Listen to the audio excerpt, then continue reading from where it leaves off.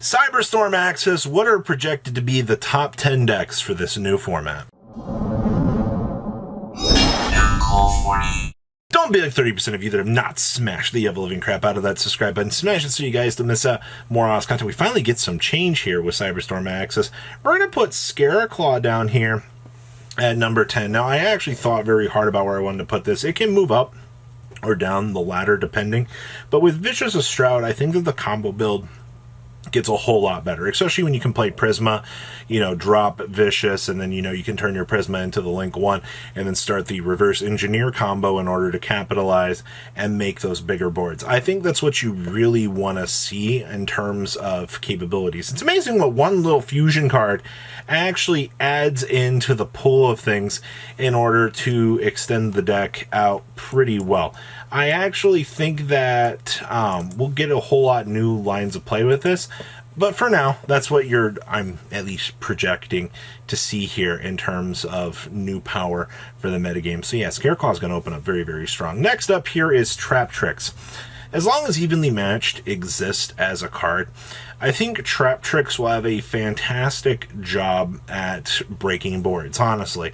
I know that's kind of a cop-out to say that because any deck that can play Evenly can actually do that, but right now this deck has a relatively strong chance at doing that.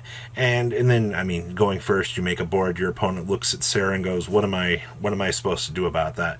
And the answer is not really a lot, unfortunately.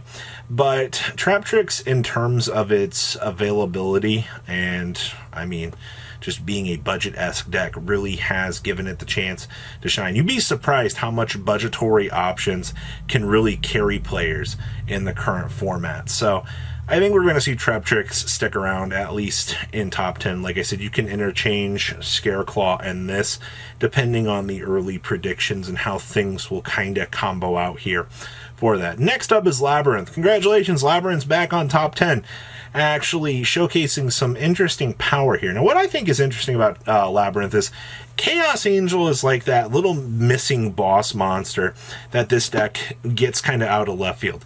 Once you get Chaos Angel, you get the ability to have these extremely strong monsters that 3,500, your opponent's going to look at that and they're going to go, what am I supposed to do about this? Like, how am I supposed to handle a spot removal option that is on a relatively large monster?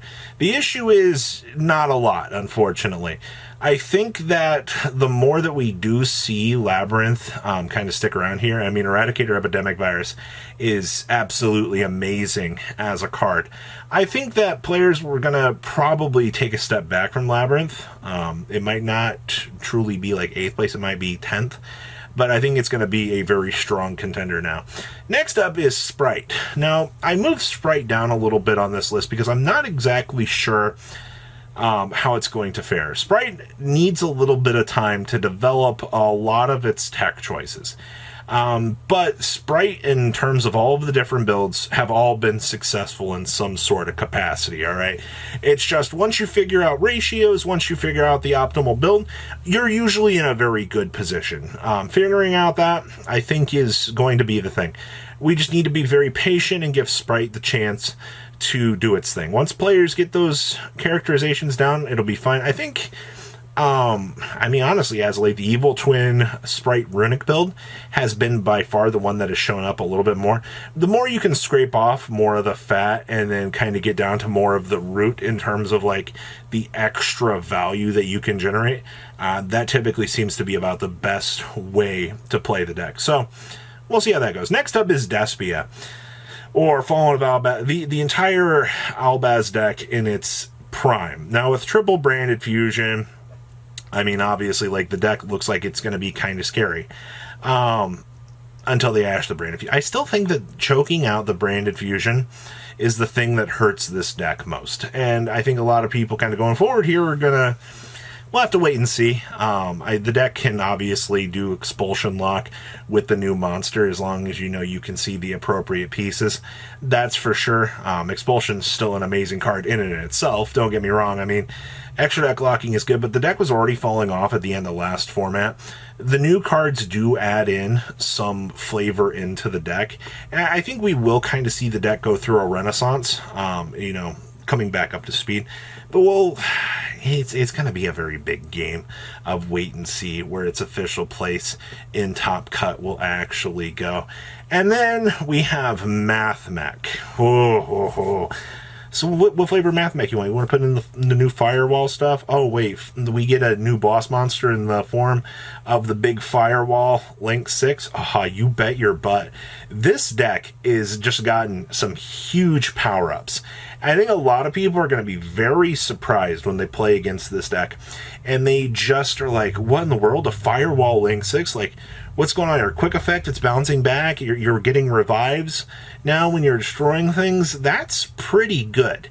And once again, I mean, if players already don't know how to play around, circular OTK, this is going to add in a whole different line of combo consistency for the deck. So be aware of what we're expecting. Mathmech has not left top placement at all. Actually, it's gotten a whole lot stronger with its new card pool, so I like that. Next up is Naturia Runick. As long as Fountain and Tip exist, I think that this deck is going to be a menace. Making Naturia Beast, even Bart, whatever synchro that this deck wants to make, and then, the la-di-da-di-da, look at me with all my draw power. The deck is still going to be an issue. Like, there's no ifs, ands, or buts about that. And I'm sorry to say that because I think that the power that this deck has, it's very unfair at this stage. The whole Mole Cricket into the negates, it's a very, very strong competitor. And until we see some sort of checks and balances, the deck will remain in the upper echelon of Top Cut, for sure. You do need to be fully aware on how to play against this deck, and if you mess up, you're going to lose out. So we'll have to, once again, wait and see if there's a possible hit on a list anytime soon, or if the deck will continue on its presence, but that's what we're looking at. Next up is Superheavy Samurai box. Now, I'm just going to refer to this deck as Superheavy box because it's basically, are we going to play Vernal Sif? How much Earth support can we drop into this deck? The Samurai scales are really, really good. They add an entire new dimension to, like, Earth machine good stuff. Also, Cyberstorm Index Stereo is really disgusting, and it's effectively an infinite negate wall that you can kind of just make it so your opponent can't play spells and traps. Thus, your entire deck just has to play around, power cards, per se. And because of, an infinite negates, I mean, you might see Dark Ruler and stuff enter back into the format because, your opponent can't negate that. I think that might actually become a thing. There's plenty of ways to beat Superheavy Samurai. Thanks, Rainbow Performapal Magician. That's literally just a free auto win button against the deck. That's why you've seen that go up in price as of late. So very, very interesting stuff. Next up is Purrely. 2 cards. 2 cards was all that they had to add into the pool of this deck to put this deck back on top, or actually on top of the food chain. The random utility that this deck has is the thing that makes it a scary competitor. Alright, you'll be playing against this deck, and all of a sudden they're able to do something out of left field that you're like, where did that come from in this matchup? And that's going to be a reason why you're going to see Purrely do good. Alright, now, obviously at this stage, they are essentially at full 100% power. They can get grinded out. I mean, Dimensional Barrier does exist. 1 turn to paralyze them is incredibly good, and I mean, it's kind of all you really need. But as long as, like, you can draw your outs against the deck, you don't have to be too worried about it, but you do have to be worried in the aspect of the random utility that it can generate, and, like, the free advantage. The free advantage is very, very, very scary. And if things continue on the way that they are, I'm predicting that Kashtira will probably still remain in its #1 spot. Having a walking, talking macrocosmo is still dumb. The fact that you'll be able to paralyze, a lot of these top-end decks, turning off Purrely's Graveyard, for example, it's amazing. It still is everything that you want.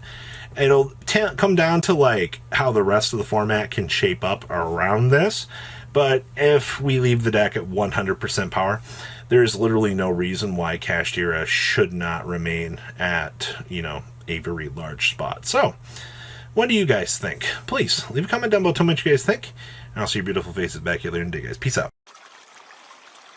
Patrons, thank you. Thank